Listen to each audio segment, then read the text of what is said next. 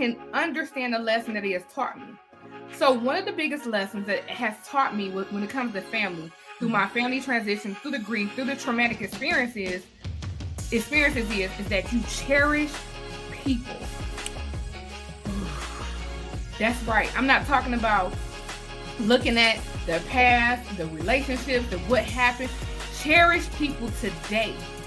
Tell them I love you today, because you don't know if you're going to have tomorrow. As I stated, I lost both of my brothers and my father instantly.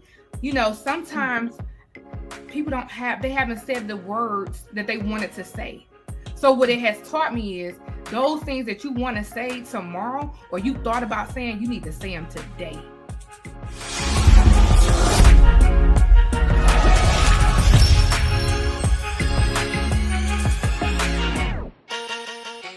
Listen, if anybody's interested in getting into podcasting, grab this book.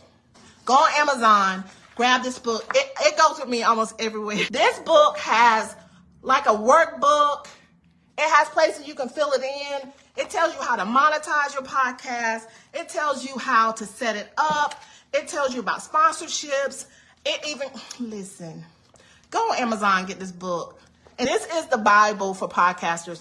Listen, it was ranked #1 in podcasting books. Look right here. Best new podcasting book by Book Authority. Right there. Boom. And a little secret. Y'all, when you grab this book, I think it's page 43. There is a code on there. Listen, you can get access to her class, her course. Get her course. It's worth hundreds of dollars. But this book is less than $50. Grab this book on Amazon. I'm telling you, I carry it everywhere. She is the best. Grab this book on Amazon. All right, so at this time, we are welcoming author, podcast, businesswoman, coach, podcast influencer, Coach Tina Ramsey. What up, family? CTR Media Network. Yeah.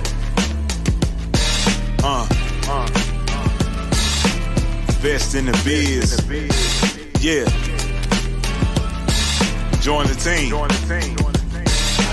CTR is who we are, the media network, that's the best by far. Whether you listen at your home, at your job, in your car, come get the information that's needed above par. Never lasting, motivational podcasting, giving you the answers to the questions that you're asking. Serious talks and topics, how to come up and profit, how to better yourself, your health is here, we got it. Reaching 350 million, they tuning in.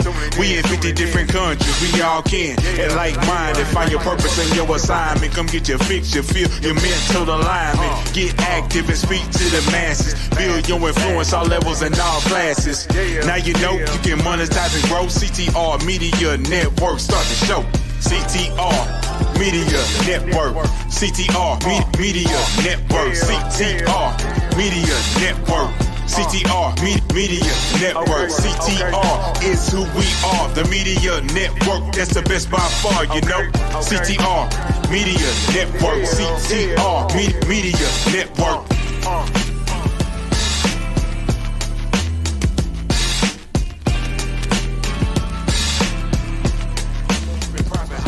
Yourself, your health is here, we got it. Reaching 350 million, they tuning in. We in 50 different countries, we all can. And like-minded, find your purpose and your assignment. Come get your fix, your feel, your mental alignment. Get active and speak to the masses. Build your influence, all levels and all classes. Now you know you can monetize and grow. CTR Media Network, start the show. CTR Media Network. CTR Media Network. CTR Media Network. CTR Media Network. CTR is who we are, the media network, that's the best by far, you know. CTR Media Network. CTR Media Network.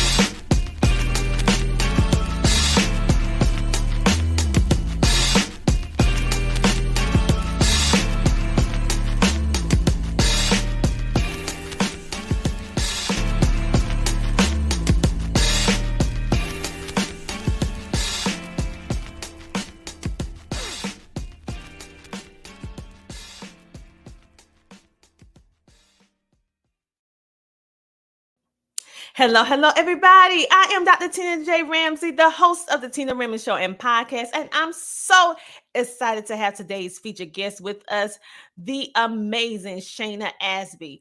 When you think of the words outgoing, never meet a stranger, love, joy, these are the words that describe her, and she is determined to help us break generational curses, help us to form bonds again with our families, and also change the trajectory of our future and build true legacy. So without further ado, let's bring on the amazing, the phenomenal Shana Asby. Welcome to the show. How are you? I'm doing great. How are you today? I am doing fantastic, and I am so happy to have you on today because you're talking about family. Yes. And why this is so important. And also you tackle some of the things that we struggle with in regards to family relationships and all of that good stuff like that. So who are you? I know I told them a little bit about you, but who do you, Shana Asby, describe yourself to be?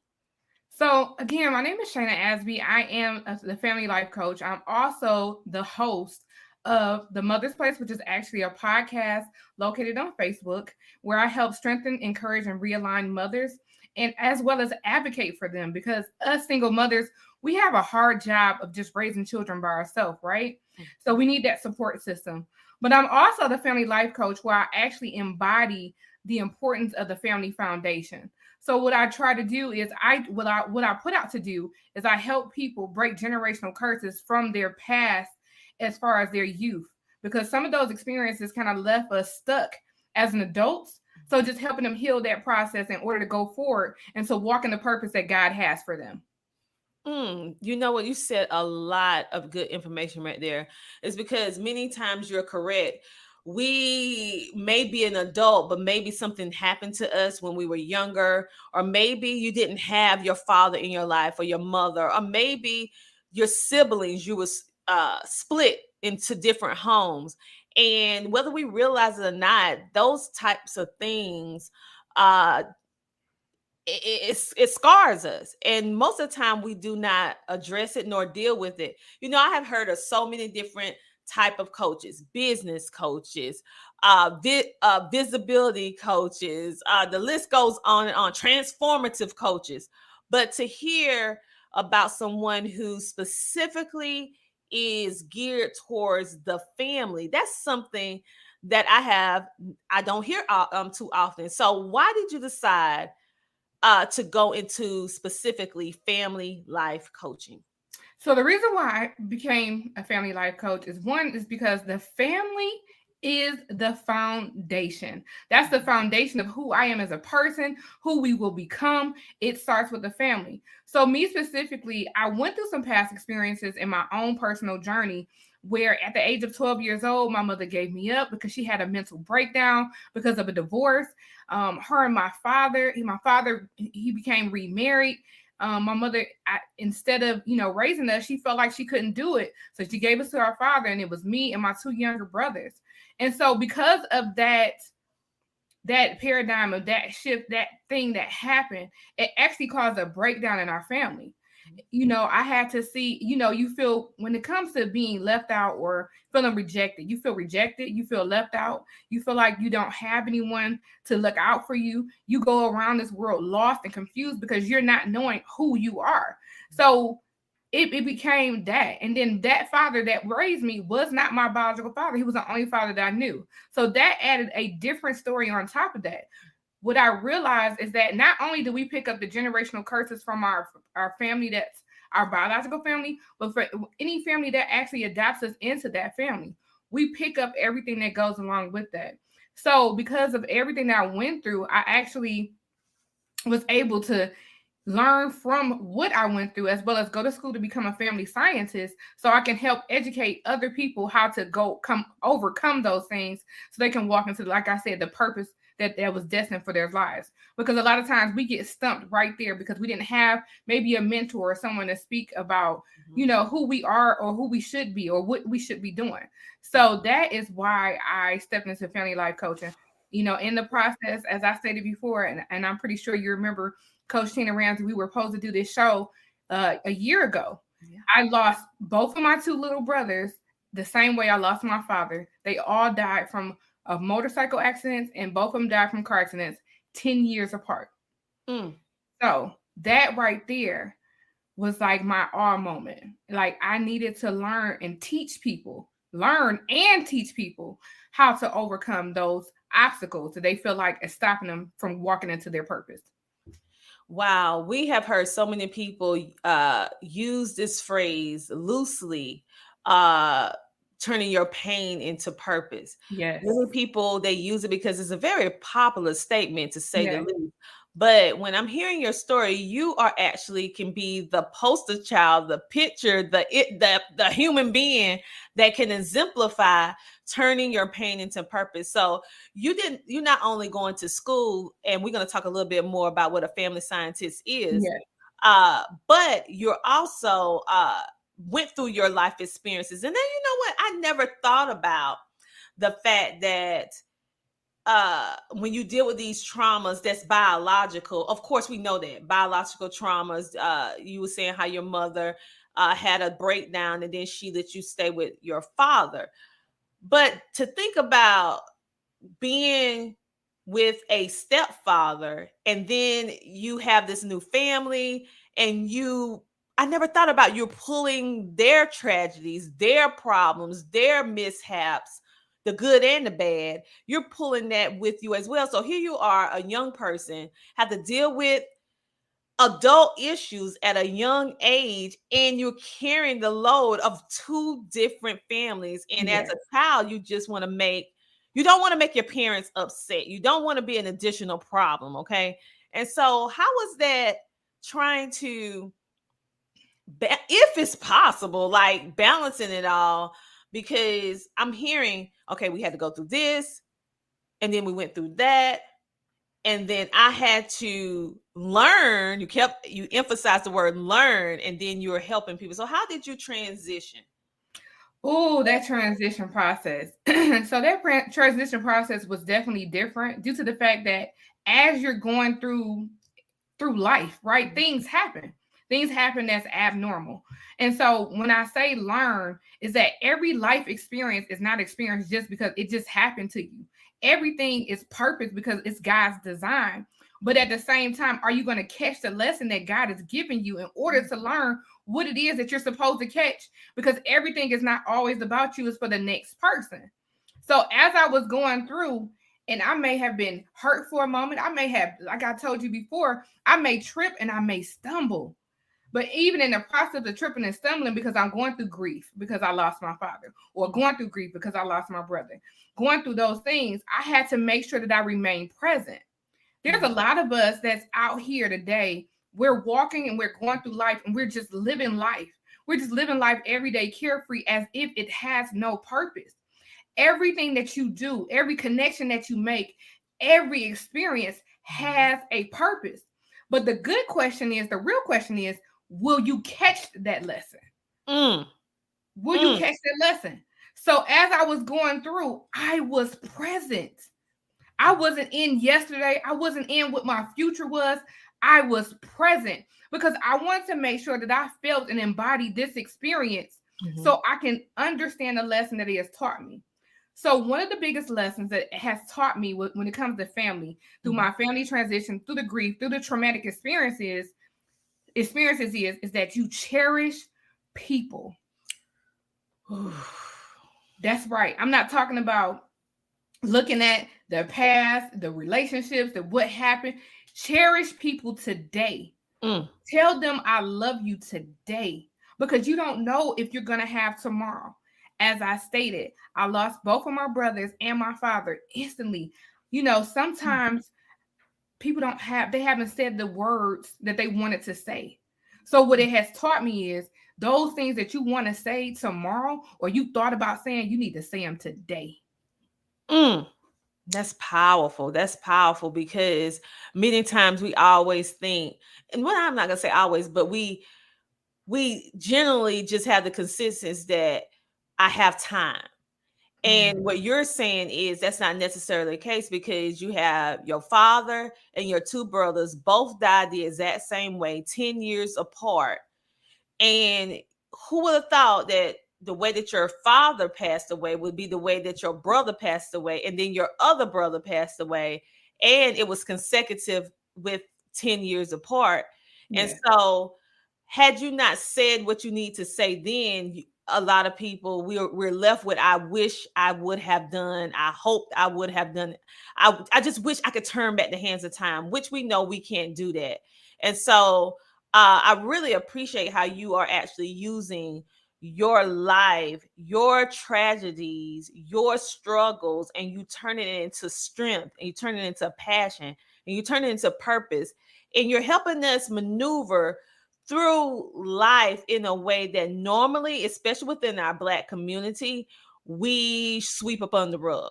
We don't talk about the emotions. We and even though I'm a Christian and I'm a praying woman, some things you can't pray away. You have to go get some help. Yes. And it's some things that you just have to do. And so the fact that you learned, and another thing you say you was present. Many times we're there, but we're not present. So it's happening, but we're not connected. We're not in tune with what's going on. And so it's like it's a blur in our life. And so the fact that you said you was present, then you turned around and you said that you was able to pull the lesson from it. And if we start looking at life as little lessons to help us get to where we need to be, then the tragic moments, the hard moments, the struggles won't be as bad, because we realize it's just a teachable moment and not just, oh, woe is me, this happened to me again. No, what is the message? What is the lesson that God is trying to help me that I need to see right now in this moment? So I think that is powerful. Yes. Yes. When I tell you, again, this is coming from experience, right? Mm-hmm. And when my father passed away, again, I was 22 years old. Now, check this. I was 22 years old. I am not his biological daughter, but he's the only father that I knew. Mm-hmm. He had 2 ex-wives and a girlfriend. And I had to take care of the funeral arrangements because I was the oldest. Oh, wow. And when I tell you, that was my first experience of bringing the family together, I said no.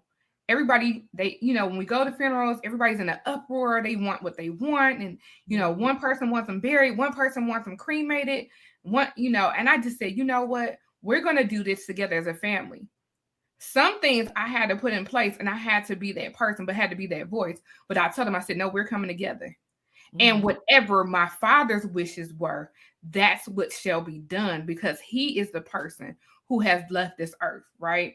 Mm-hmm. And I went against my grandfather, and I'm granddaddy's baby, but it was real. So yes, I had to do that. That was definitely a transition. Yes, I went through counseling. If I feel like I cannot stand up or go forward, the first thing I'm going to do is I'm going to do a mental health check, right? Mm-hmm. I'm going to go get counseling. I'm going to go get help.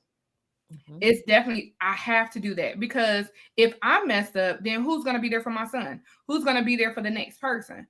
Mm-hmm. I learned so many different things from my father's experience, from his death, that it just catapulted me.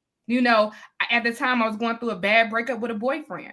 And the first thing I said was, you know what? I thought I was going through a lot then, but when I realized it, I was going through nothing.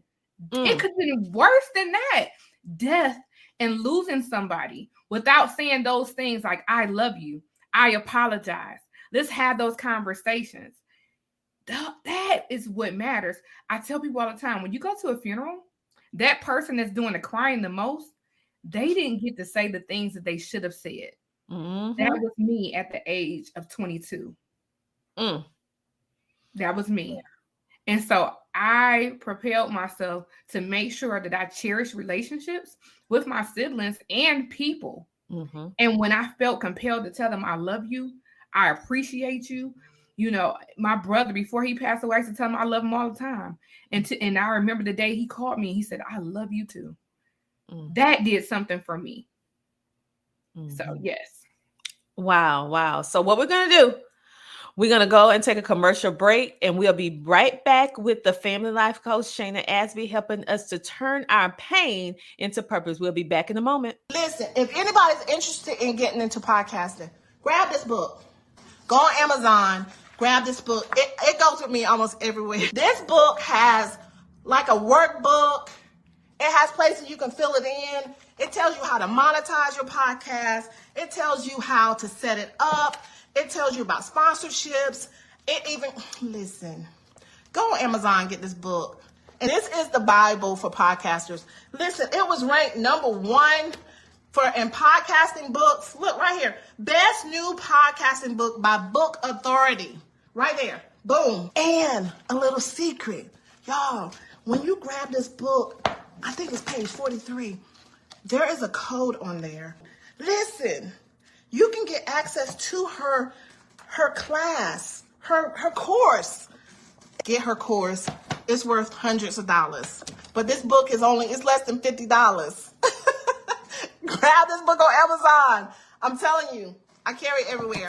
She is the best. Grab this book on Amazon. Listen, you heard Sheila. She said, go grab my book. So if you want to understand about the power of podcasting, listen, I put all the gems inside the book. So if, in my little famous phrase, if your money looking a little funny and you can't afford me to be your personal coach, then guess what? That book is my pay it forward for all of you so that you can have me in a book. So go ahead and start your podcast today. So before the commercial break, we was actually talking to the amazing Shana Asby, and she was bringing us through her riveting tale of her life story, her life tragedy, and how her father's death prepared her to start shifting and transitioning to live her life in a different way. And she has really been on a journey of helping us being able to tap into of course, our full potential, but also the importance of bringing our families together, being able to say the things that we have not said that we should say, and being able to break the generational curses and be able to understand how we can maneuver through the pain to take us through the journey to our purpose and learn the lessons along the way. So let's go ahead and bring her back on. Welcome to the show. Hey, Welcome hello, back. everybody. All right. So Shana, I mean, listen, you have dropped so many gems in regards to why you do what you do, why you decide to be a family life coach.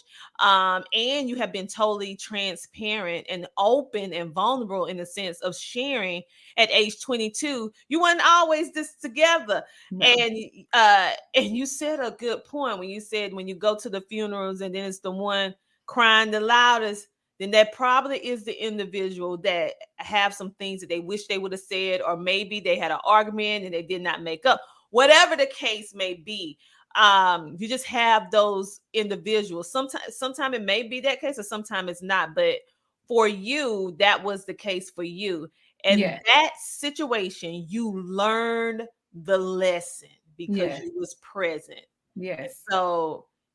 And I feel like through you learning and setting the example, it actually helped your brothers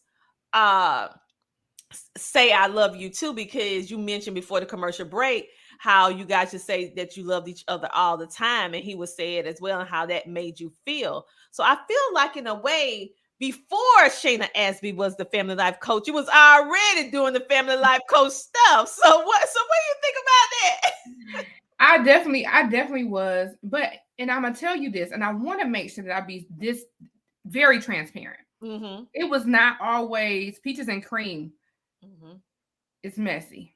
Sometimes it's messy because in our families, it usually, I'm pretty sure you hear people say all the time, "Oh, I'm the black sheep of the family," or "I'm the outcast of the family." Majority of the times, the one that's the black sheep or the one that's the outcast, they're the ones who have the clout. They have the inspiration, the notion, the ideology in order to help save that family because they see life differently. They stand on the outside, right? Mm-hmm. So I felt like I was that person. And I was like, no, I'm not going to use this to go internally. I'm going to use this to learn who I am within my family. And that's what I teach, to understand what my position is in order for us to come together, in order for us to do better as a people. And a lot of times, like I said it before, it was messy because sometimes people become comfortable. Families become comfortable. They're comfortable in their image and their self and whatever they're into. And sometimes it takes other people to see them. But I'm going to tell you this. If you are that person, if you are that person that's a black sheep, if you are that outcast, if you are that person that you know that you stand for what's right, and when it comes to truth and justice, and you want your generational curses to be broken in your family, you have to learn how to be honest. You have to learn how to be prayed up and covered by God.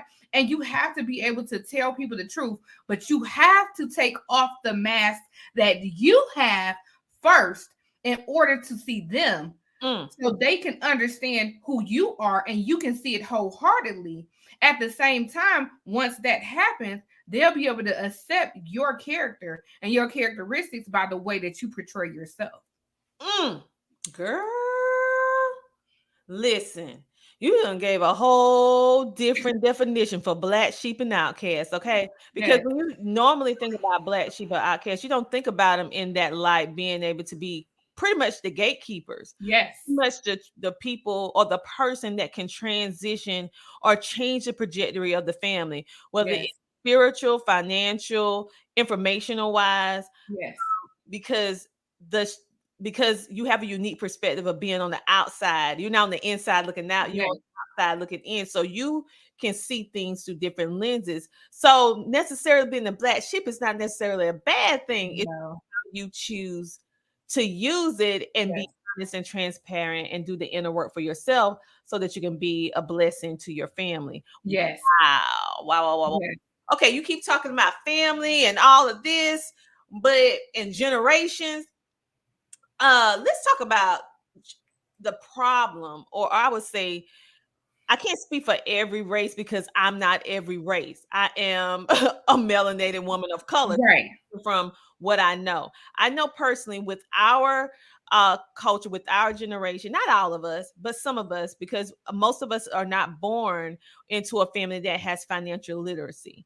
We're just in survival mode for our entire life. So I know that you're very passionate about generational wealth and breaking generational curses. So you started a summit. Tell us a little bit about the summit, what it was about, and whether or not you plan on doing another generational wealth summit.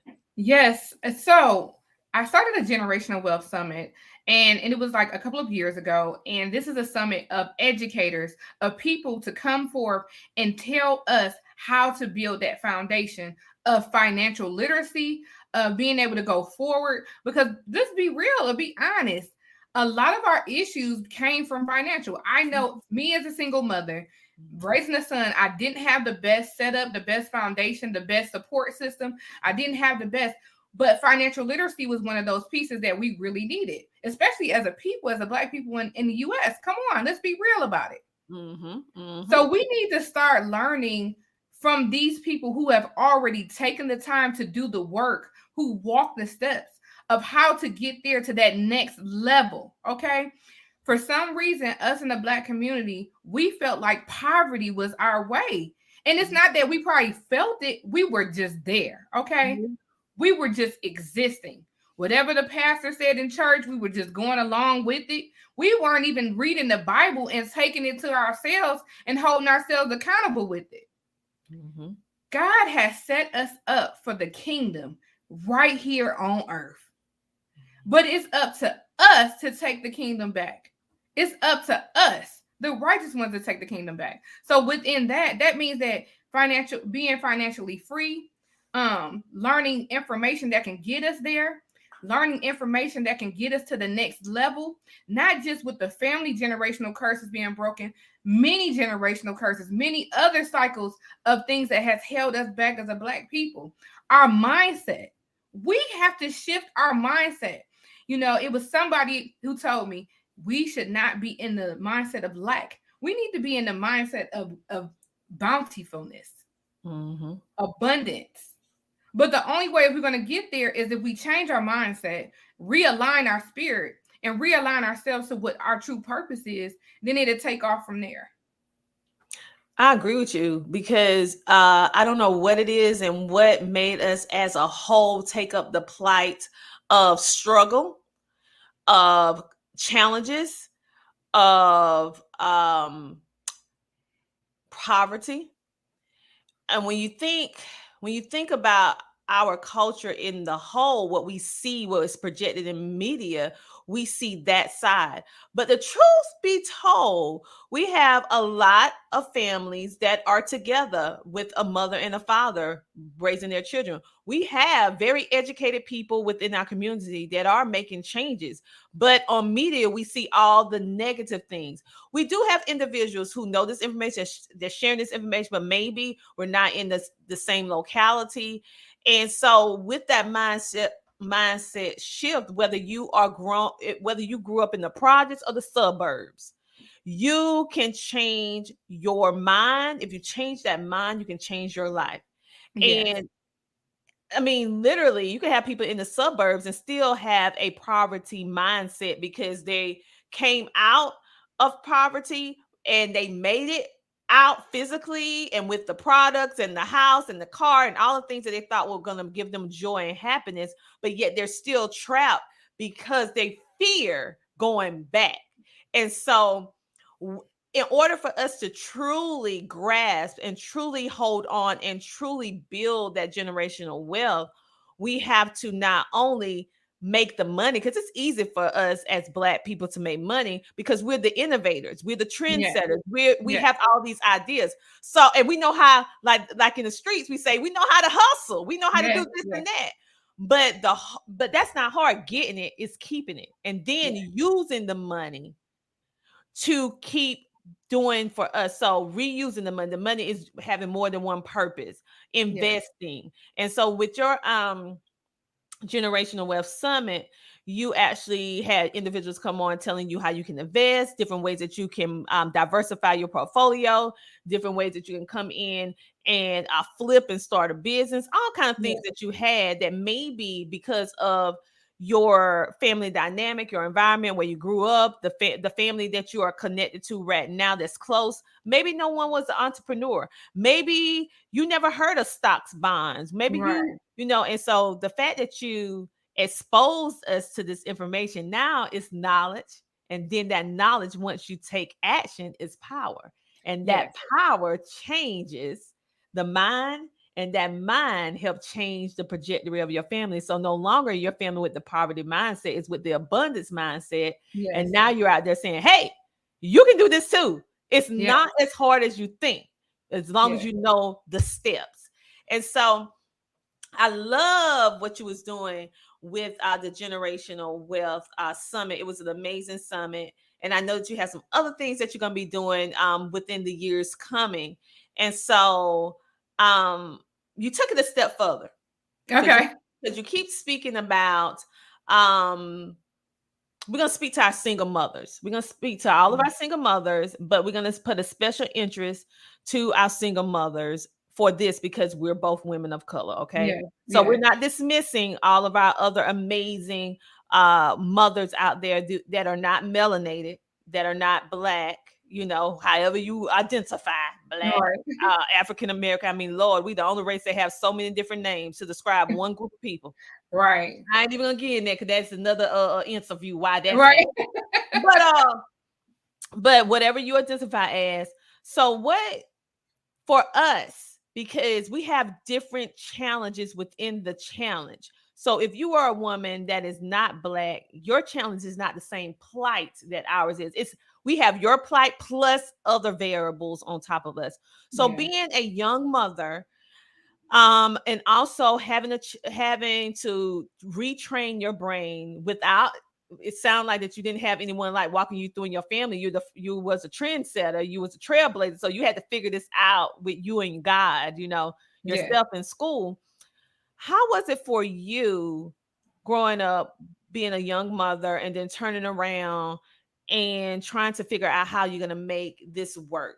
And then the fact that you have a son, and we know it's to raise a daughter is different from raising a son, and being a Black mother raising a Black boy or a Black child or a Black son, however you want to say it. Okay. Right. It is very difficult when you think of it. So how did you, being that your family could have maybe labeled you as radical because your ideas were so far ahead.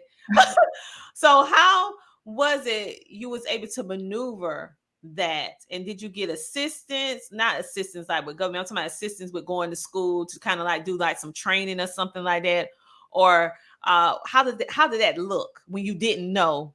Oh my goodness. Let me tell you, that was, it's one thing to talk to people about, generational curses and the things that we broke in our childhood, or looking back to understand what they are in order to come forward. But when you become a mother, it's totally different, because now you're in that position to either break generational curses by staying married or staying in a relationship going forward, or you're in a position to build life, right? Or have this person, create this life for this person of abundance, or create. But if you don't, that step right there. But if you don't have that foundation, if you don't have that support system, it is definitely difficult. Like, I take my hat off right now. I tip my hat to single mothers, because single mothers are doing a 2-person job. And it hurts my heart when I look online and I see a lot of these men that have these shows, or they speak and they go against single mothers. Like, single mothers have it hard, but guess what? They get up every day and take care of their children. Whether it's walking to the bus stop, whether it's them sick in the bed and making sure that they have the food that they need in their stomach to eat at night. They work 2 and 3 jobs in order to be that person. And I don't believe that there's a lot of people out here that chose to be a single mother. I did not choose to be a single mother. I was married at the time. And the thing about it is that, yes, a lot of us, we ended up in relationships that we weren't even supposed to be in, because we didn't even know ourselves. So at the time that I got married, I'm just, I just want to be married. I want to have a family. We're going to be great. No, I had a lot of self-healing and self-work to do. I had to find myself. So now I'm attracting other people that's like me, that was broken. So when you become a single mother, it's very imperative that you start building your support system. What I did was, when my son was in the 4th grade, the best support system that I've had was girlfriends. I found 3 other girlfriends. All their sons were in the 4th grade with my son. And we became the best of friends. And we learned how to build upon each other. But we were so different, like night and day, that we helped build each other spiritually. So because we had God and God connected us, we could sit across from the table and call out things about the other person that we see from our perspective. We didn't take it to heart and say that it was negative.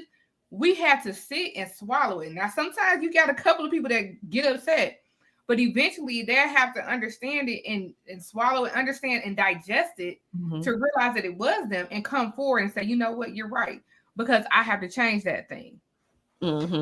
So that support system is definitely necessary. Now, when it came to my broken family, because I didn't have that support system from parents, they didn't tell me how to move forward, how to get by. So the first thing you do, you do run to government assistance. You do run to all these programs that's out here. I live with many people because I didn't know how to stand on my own. So what I had to do is I had to learn. I had to ask myself, I said, God, why am I here?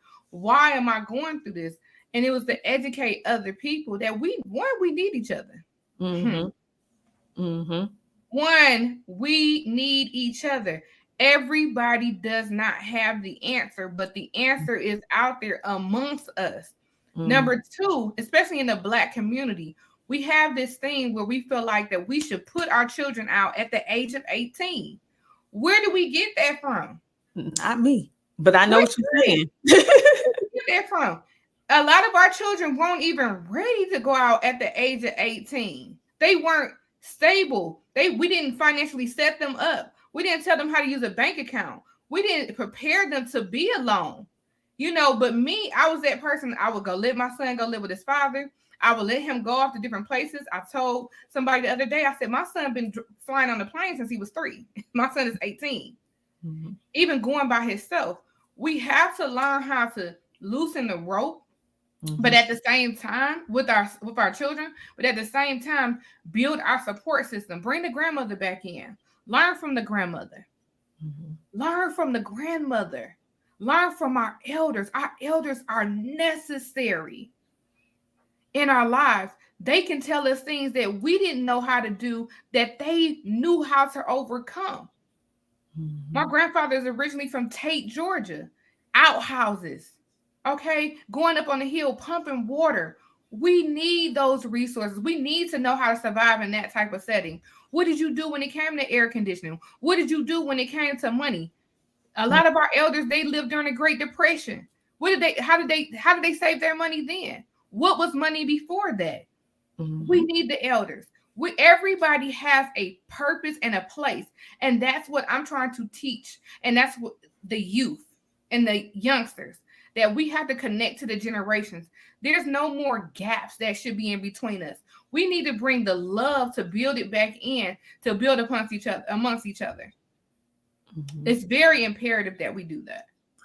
I totally agree with you. And we need to also, one thing that when I go back and look in history about the Black community, one thing that was so amazing and phenomenal that I saw when you go back in the 30s, the 40s, the 50s, and even a little further back than that, even the early 1800s, the community was your family. Okay. Yes. The community, that it didn't mean like blood thicker than water. No, you in the neighborhood, everybody took responsibility for everybody else's children.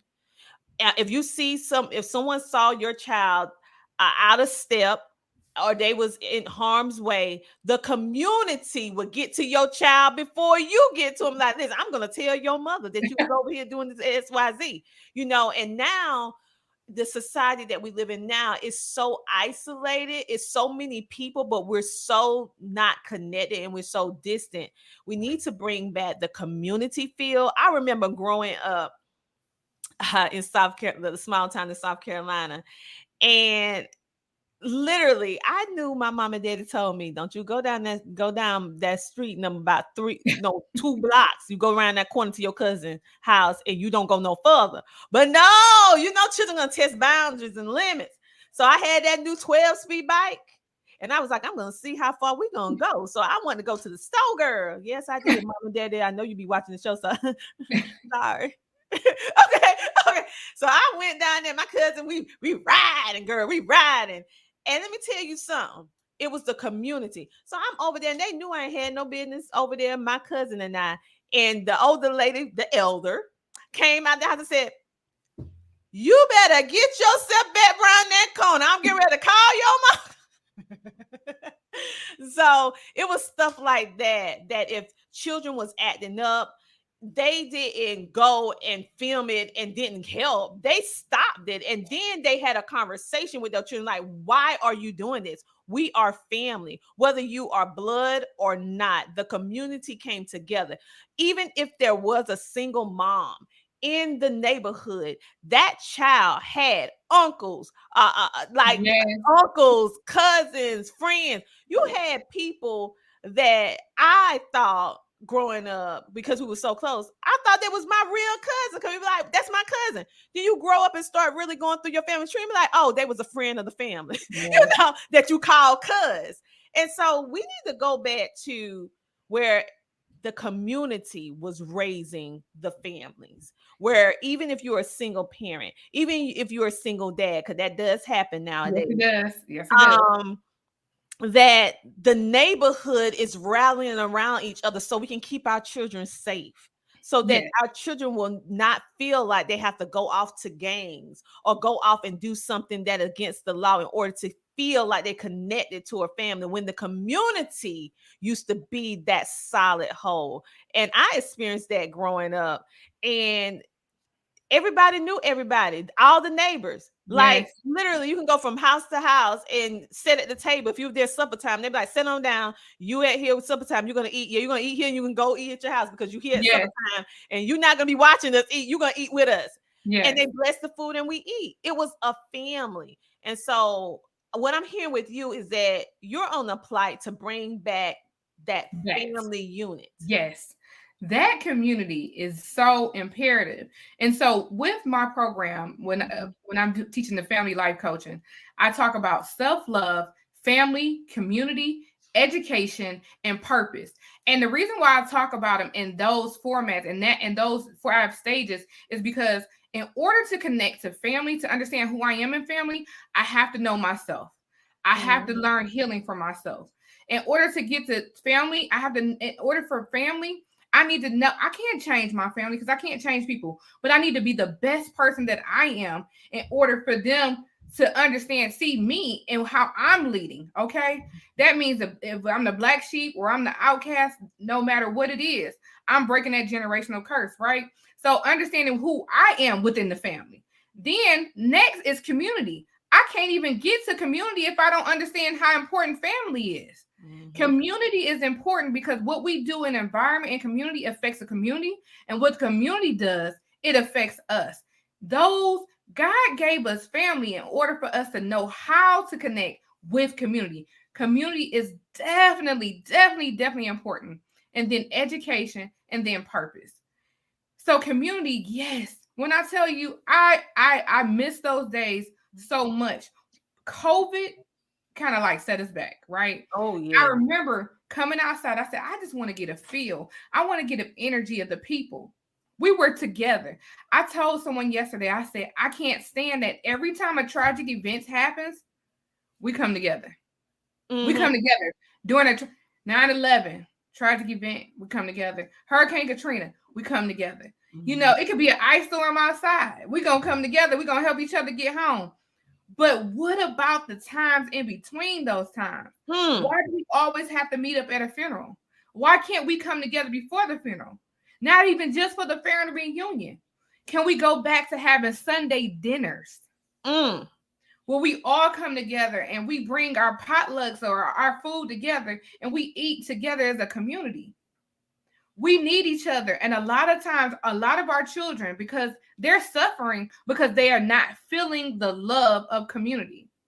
I am that person. I will call your child out. Okay. I'm being honest. I'm that auntie. And all of my girlfriends, they know I'm that auntie. They know I'm that one. Oh, Shana's not going for that. Yes. Because it's not just your child, it's my child. If I'm a mama, I'm not a mother just to my child, I'm mother to all. It's too many times that we have looked away and ignored things that have went on and things have happened. And we have to see the effect of what has happened. Everything is cause and effect. So why not be proactive other than reactive and learn how to get back to loving each other, loving ourselves in order to love each other, loving and embracing the community, and wanting to make change in our community.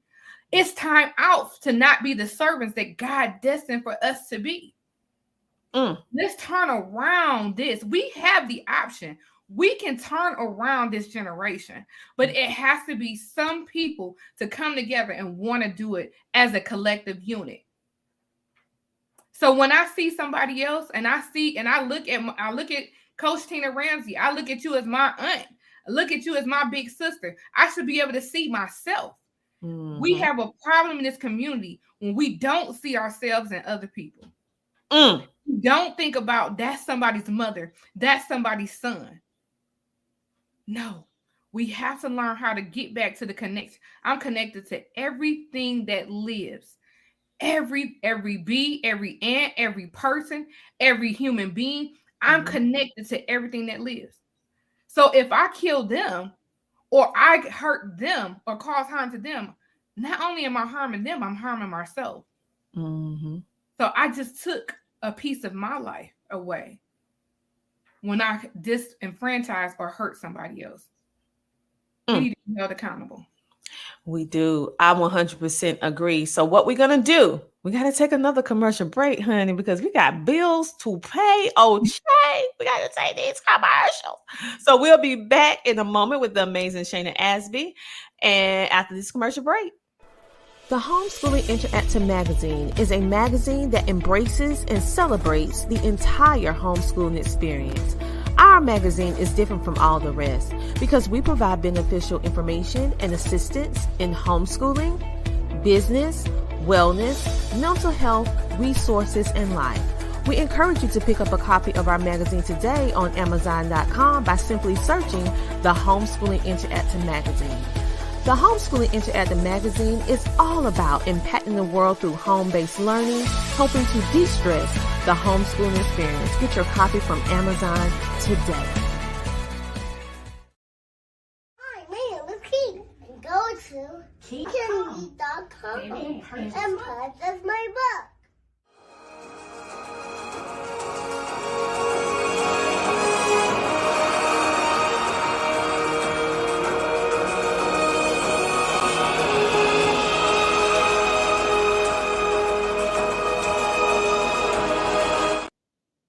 And just like that, we are back. And I come along with a friend whom you might be asking, the amazing Shana Asby. Welcome back. And so before the commercial break, we was actually speaking about the importance of community, but also fixing ourselves first and bringing back the younger people say, the old school sitting down, eating at the table. Like today, I was sitting down at the table eating with my son and different things like that. And all of us actually was in there eating, which was like amazing to have all sitting down, all of us at one time, focus on each other. And so I feel that what you're doing is so revolutionary in the fact that it's not too many people, if any, that I hear about that decided to dedicate their lives, so to speak, to building the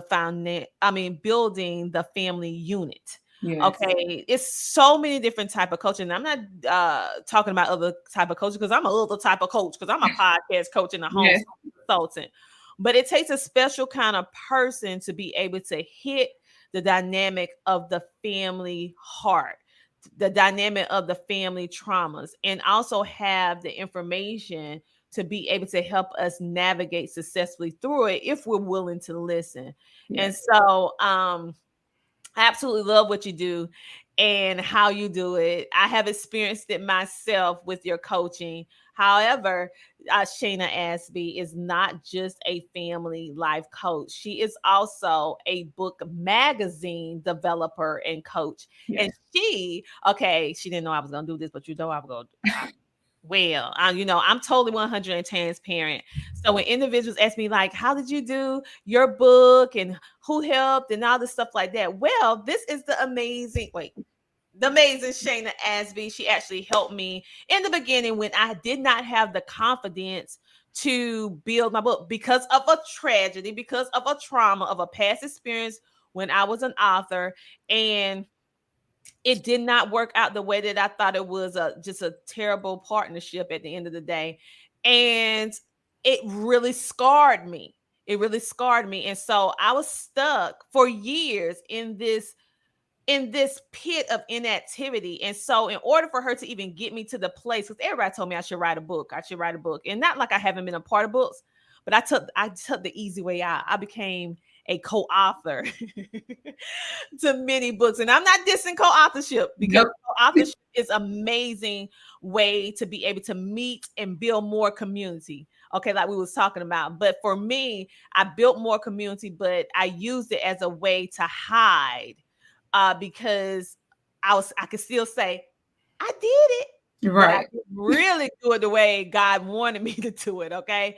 And so she had to do more than just help me with the logistics of becoming an author independently, but she had to first chisel through my mindset and my brain and my self-limiting beliefs and my doubt and my fears and take me all the way back to where the trauma, where the setback initially happened. And I'm not going to lie, when she took me back, it hurt. I felt all the emotions I felt when I first realized it happened. And then not only did she take me there, but the most important part is that she took me there, but then she gave me tangible things to work through it. And then she held my hand and said, listen, she built my confidence. You're going to do this. This is how we're going to do it. You're going to da.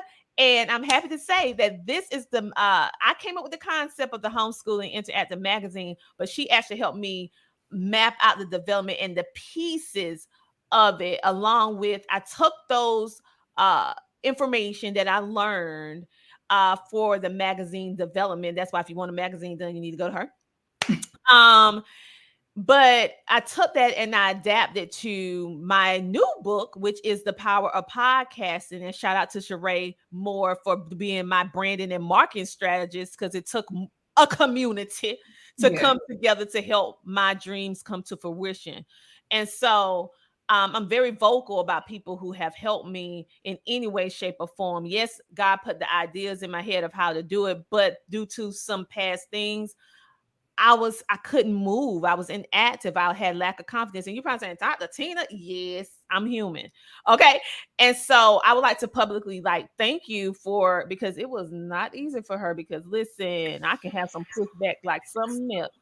Like Shay and Shana had to really deal with me.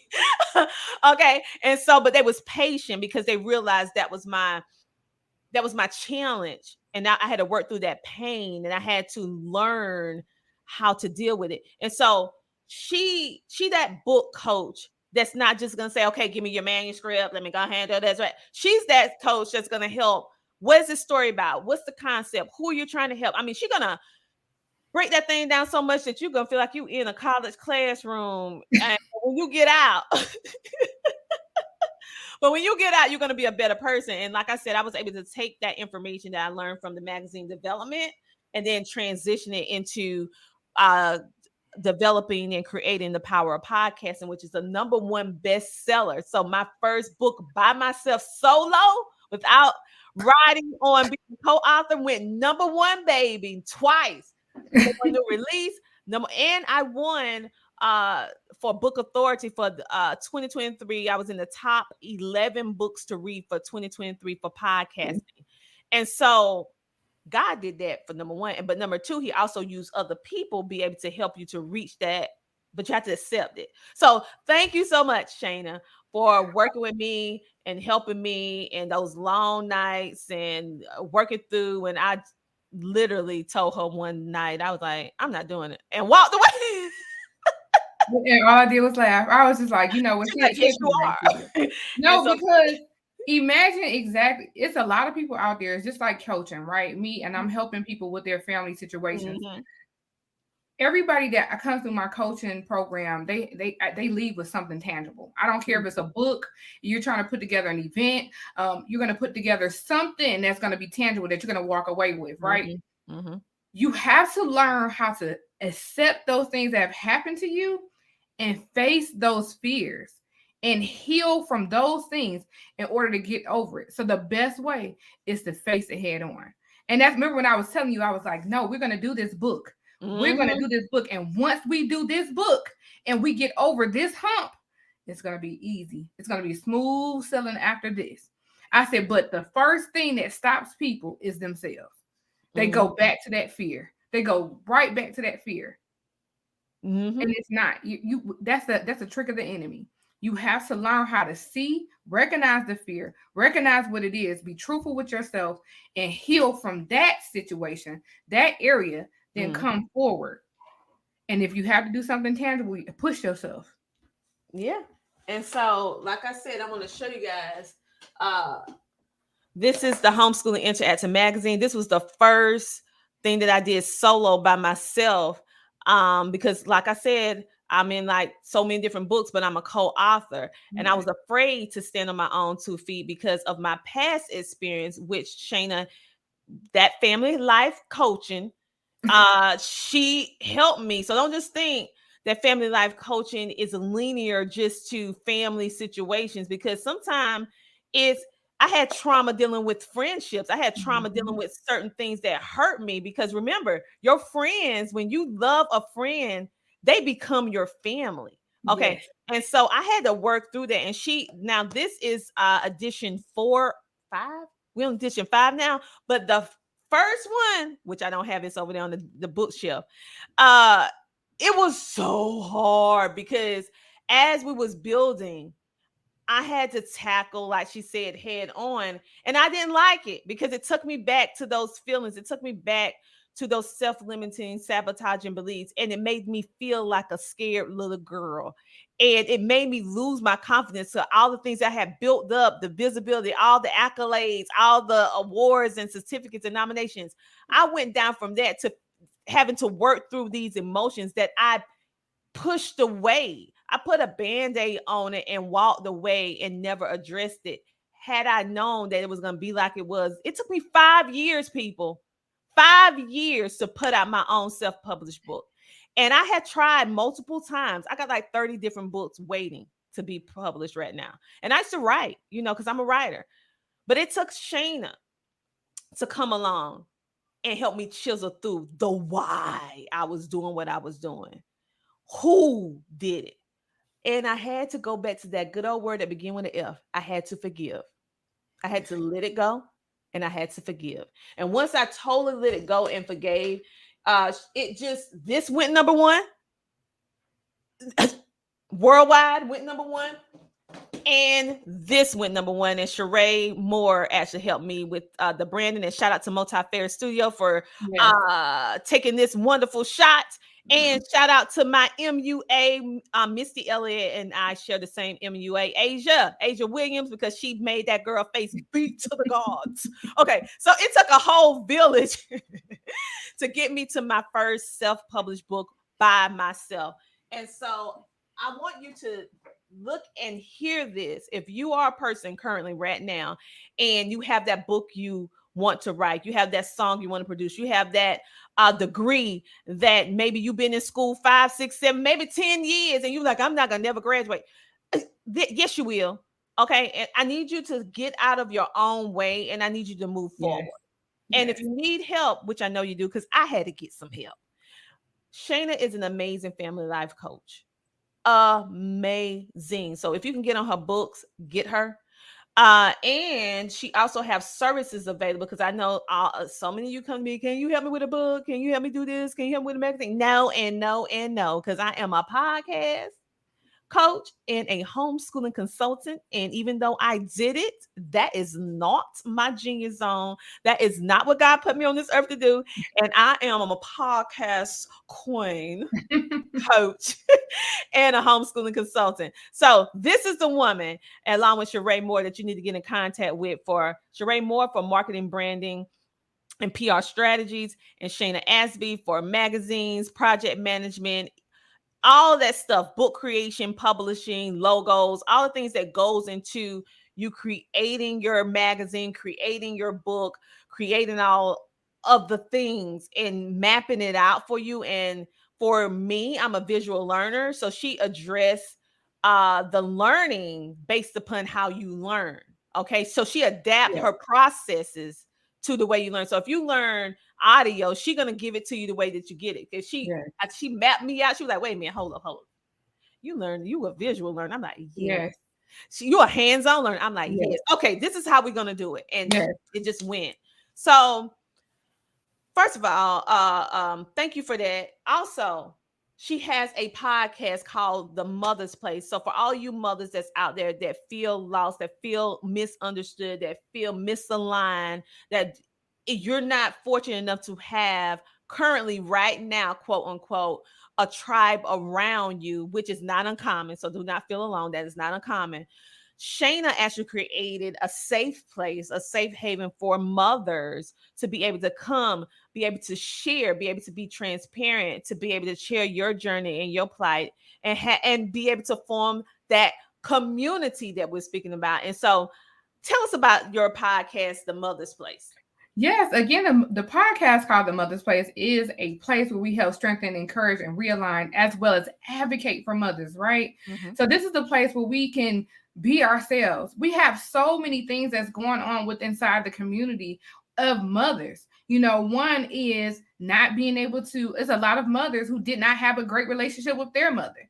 So we need to talk about those situations. Why didn't we have a great relationship? Not only why didn't we have a great relationship, what could I change so I can be the great mother that I wanted her to be? Because it's in me, right? So we talk about different situations that affects mothers every day. And, you know, every time we have the podcast, you know, we also communicate amongst each other on Clubhouse about those different situations so we can get to a healing space, so we can get it to an understanding space. Because a lot of, again, of us mothers, we have become broken with the single Black woman, the single mothers, or, you know, here go that mother, or, you know, why is it? But we need to have those conversations that we generally don't have, that we feel like we're nervous about, or so we can go ahead and heal and go forward. So the podcast, The Mother's Place, actually gives advice and information and talks about some of those situations in order for us to get healing from.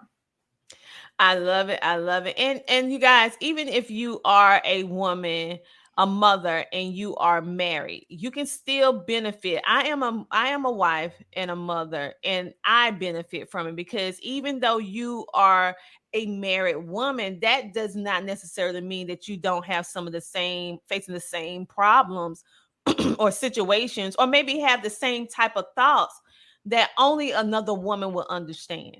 Okay. Yeah. And so I go and listen in, even though my husband is still here. However, as a woman, this is woman stuff. Like, okay, when you feel insecure, whether you're married or not, when we sometimes feel insecure. Yes. Come on, we feel insecure. Like the dynamic between women. Yes. Why do some grown women still build relationships and tear them down, sabotage them, and do the mean girl thing? We're grown women. Yes. So why do some women still have the mean girl syndrome? That's what I like to call it. The mean girl syndrome. Okay. And maybe it's because of something that happened to them and they just repeating the different things. So Shana's podcast and her Clubhouse really tackle the why, and then most importantly, how we can work our way through it, and how we can address why we do it. Because sometimes you don't even realize until someone else bringing it to your attention. Yes. Because that's how you've been all along. It's not that you're a bad person. It's just that you're just doing what you used to doing to survive. Yes. Because most of us are in survival mode, to be truthfully honest. We are True. in that fight or flight 24 hours, 7 days a week. We're never in that neutral zone where we are just right, breathing. And that's a problem. And that's a real big problem. Mhm. It's a really, really big problem. I love what you said earlier. One of the first things that I always talk to people about when it comes to our family and it comes to us is forgiveness.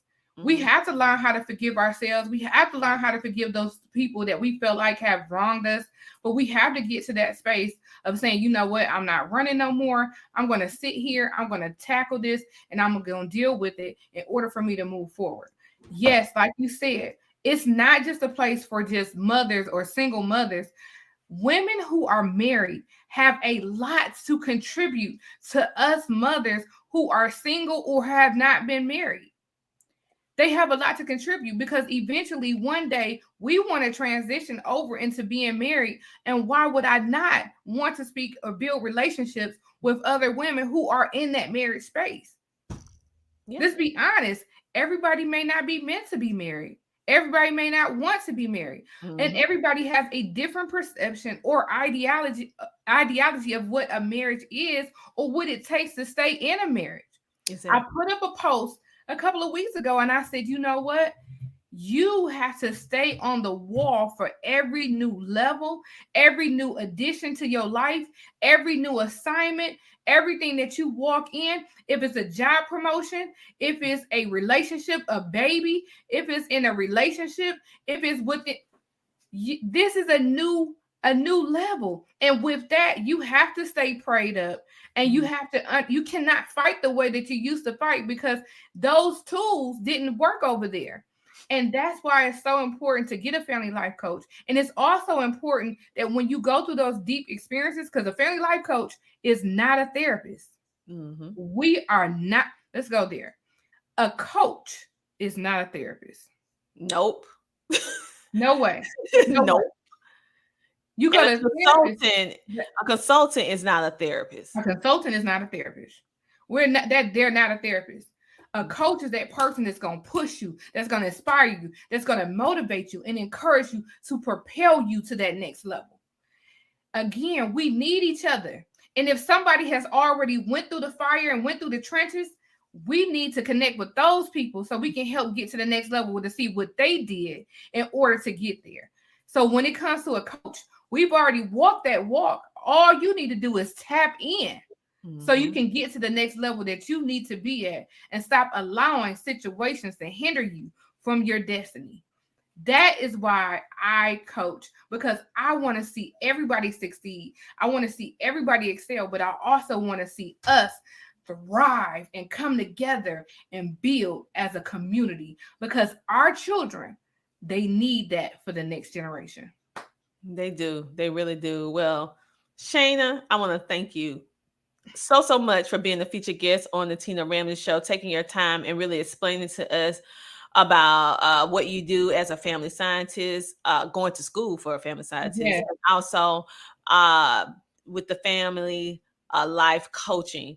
Like I said, it takes a special type of person to be able to do this type of work. And also thank you for being so transparent. And for those of you who want to know how you can be a featured guest on her show, go to CTR Media Network, and it has all the different specifications of what you need to do in order to be a featured guest, because very soon she is going to be having guests starting her new season on her show. So make sure to check her out on ctrmedianetwork.com, and you just click on the logo that is the Mother's Place. But right now, you don't have to wait. You can go and binge watch and binge listen to all her previous episodes, which is sure to be able to help you navigate through this thing that we call life. Okay. Whether you are married or single, whether you are a man or a woman, I encourage you to go listen to it, because as a man, you need to know how we think. Yes. You need to know, because you're like, I can't make her happy. Well, go listen. You remember Steve Harvey came out on What a Man Thinks? Well, how about Shana is What a Woman Thinks? Go on over there and listen so that you can have those conversations with your significant other, to know some of the plights and understand why we maneuver, why we do things the way that we do them as women versus the way that you do things as men, because we're totally different on the way that we address different stuff. And so it's just a very good educational platform. Sometimes you're going to hear us mad. Sometimes you're going to hear us crying. Sometimes you're going to hear us excited. Just understand we emotional sometimes. we are emotional. And men, I do want to say this, like, at this time, I've seen a lot of different programs where women and men are tearing each other down. Mm-hmm. We are supposed to be building together. So even if we learn about each other, we're learning how to come together. We want to create more families with a 2-parent household. We have a lot of skip generational parents. And if you don't know what skip generational is, that's when the grandparents are raising the children. We have a lot of that going on. We need to get back to where the family is coming together for the children. The family is coming back together as a purpose, as a unit, because together, separately, we're apart, but together we're a unit and we can move mountains. Well, you guys, make sure to check her out on all social media platforms, and make sure to follow her at CTR Media Network on the Mother's Place. You can actually click her social media, some of her social media, on CTR Media Network as well. And make sure to stay in the know if you want to be a future speaker for her upcoming, maybe next year, her Generational Wealth Summit. And just stay in the know of what she has to do and what she has to offer. If you are you and your family need coaching, not therapy, coaching, make sure to reach out to Shana as well to get on her books. And let's see, we have the Mother Place, Generational Wealth Summit, the Family Life Coach. all of those things are here to help us redefine. I would not say redefine, but rebirth the family unit. Yes. Many of our problems that we're having today is not from a lack of, it's from us not coming together, because the lack come from us not being together, because everybody's role, the mother, the father, the sister, the uncle, the cousin, the friend, the grandparents, everybody plays a significant role in the family unit. And if it didn't, God wouldn't have put it in place. Point blank. We didn't need everybody. Everybody plays a role. And so when we go back to the role that was originally intended, along with building our family units, our community, and our extended family, the communities in which we live. Yes. The world out here will be a whole lot different. I feel like people won't be so angry because they won't feel like they're alone. Yes. People will be seen. Yes. People will be seen and not just heard. Yes. A lot of this is because of the disconnect. People don't feel understood. People don't feel loved. People are misaligned. People are mishandled and not shown respect. Yes. Okay. At the end of the day. And so I love what you're doing. Keep up the fantastic work. And I'll see you in a moment. Let's go ahead. You stay right there. Stay right there. Don't leave from the backstage. And we will come back in a moment. Have a great day. Thank you. Bye. Listen, you guys, if no one told you this today, I want you to know that I love you. Because many times you don't hear that and you don't feel valued, you don't feel worthy. And the Tina Ramsey Show is all about motivating you, sharing knowledge, having upbuilding conversations centered around business, wellness, education, mental health, and life. We introduce you to some of the most amazing standout entrepreneurs, influencers, and podcasters that are truly making a positive impact in the world. And Shana Asby is just one of the amazing people that is doing just that. So if anything that she said resonates with you, which I know it did, I want you to go ahead and reach out to her so that you can book her for any of her services or any of her things that she has available. Listen, what I want you to do, until next time, you know I always see this. I want you to what?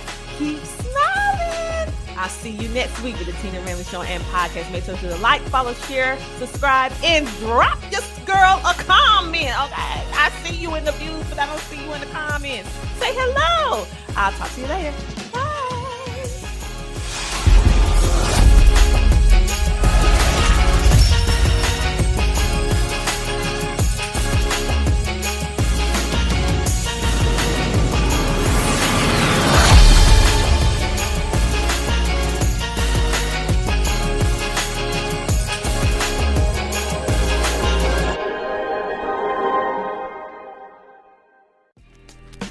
Are you ready to skyrocket your podcasting journey? Look no further than The Power of Podcasting by Dr. Tina J. Ramsey. This book is not just any ordinary guide. It's a game changer that offers insider strategies, captivating content creation tips, proven techniques, and monetization secrets, but that's not all. When you purchase The Power of Podcasting, you also receive a complimentary bonus, Dr. Ramsey's sought-after podcast 30-video course valued at $999, absolutely free. It's no wonder this book is a #1 bestseller on Amazon and has been rated one of the top 10 best new podcasting books to read by Book Authority. Dr. Ramsey's expertise and practical advice have earned her acclaim in the industry. So, what are you waiting for? Take the leap and unlock your podcasting success today. Grab your copy of The Power of Podcasting, Unlocking Tips and Strategies for Podcast Success by Dr. Tina J. Ramsey on Amazon, or visit their website at ctrmedianetwork.com. A link will be provided in this episode's description. Your podcasting journey starts here.